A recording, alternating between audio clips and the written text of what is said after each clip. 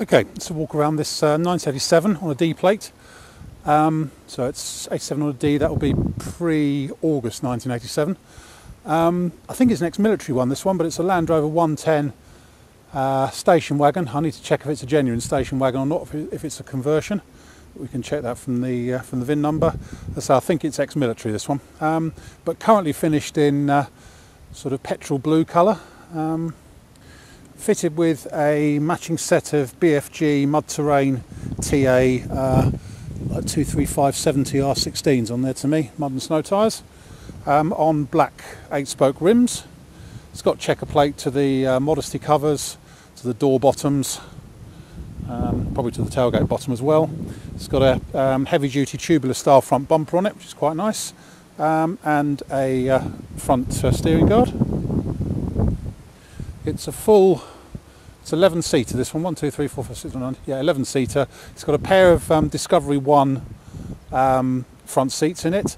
It's also fitted with 300 TDI power and the R380 gearbox as well.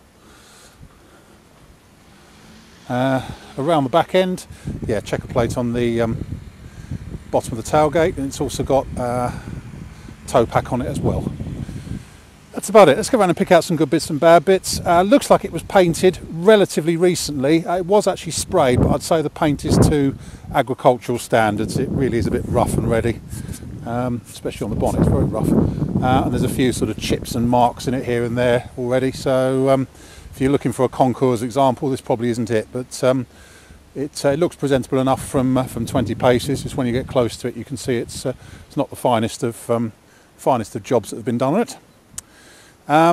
But just walking around it, it's obviously had at some point checker plates on the wing tops, which have been taken off because the holes are still there for the checker plate trim in the wing tops.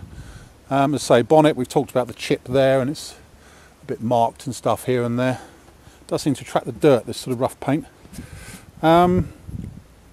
Slightly depressed wing top just there, and slight sort of depression in the near side front wing just here and there, and a little bit in the back of the wing there. The bodywork isn't totally and utterly straight on it. Slightly depressed just there. Scuttle corner on the near side looks absolutely fine, actually. It looks very good indeed from the outside there. And down the A-post all looks good as well. Screen, difficult to tell because it's wet, but it looks okay. Roof looks fine. Inside here, as I say, it is, we think, an ex-military one. It's got a couple of military plates on it here and there, and its registration document would concur with that, shall we say. Inside here, it's all looking a little bit tired and worn, but it is all pretty much all there, apart from the trims around the rear windows, and the A, B, and the D post trim on the near side rear D post top there. Full 11 seater, so it's got a pair of Discovery 1 front seats in it, which are fixed in place, although the backrests do move. And see, the R380 gearbox has been modified to, well, the tunnel's been modified to take the R380 gearbox there. It's got a little cubby box in the middle of it, but otherwise it's, let's say, a little bit tired, but it's all there basically. I don't think I need to bend down and have a look at these doors. I'd imagine they've got checker plates on. They're pretty rough. Actually, this front passenger one isn't bad at all. That's all right on the bottom frame. In fact, that hasn't got checker plate on it, so that's probably why. Shuts well with a slam. Near side rear door. Looking in the back here, this again is a little bit untidy, and clearly the door bottom frame is poor on this one, as it's dropped a lot of its rust in there. In the back here, original and slightly unkempt, as we say, but it's okay here. That's all good. Yeah, bottom of the door frame is pretty poor on this. Actually, don't feel too bad. I think it's more this that's coming apart. And the top of the frame here, it's obviously been repaired at some point, just there. Near side rear quarter all looks okay.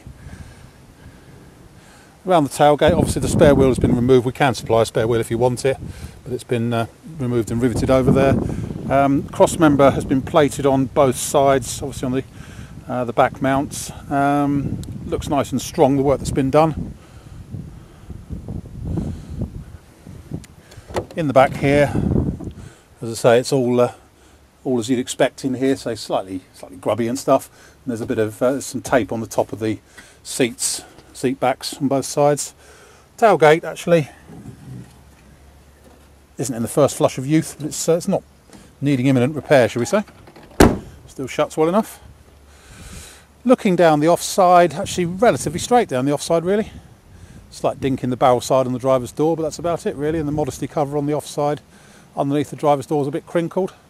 But offside rear wing all looks okay. Offside rear door in here, actually not bad. Been repaired there at some point as usual, and the bottom frame isn't that bad actually. Bit of surface rust on there. Door bottoms are not as bad as I thought they were, in fairness. Offside front door, say slightly dinked just there. Offside scuttle corner is fine, that's all good. Don't know what that's for. Some bit of extra wiring, and the A-post all looks good, and the offside front wing is fine. Let's have a look inside the driver's side again.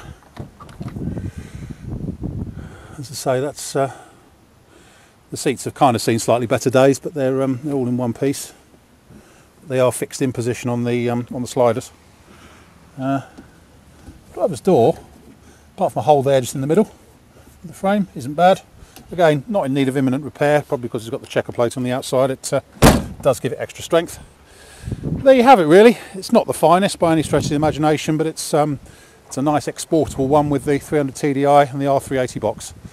That's about it, I think. My name's Simon. You can reach me on 0771 906 9353 or in the office on 0118 907 1495. We take part exchanges. We take Visa and MasterCard, credit cards or debit cards with a 2% surcharge for credit cards, and we can have it shipped or delivered anywhere you like in the world, obviously the cost. That's about it. And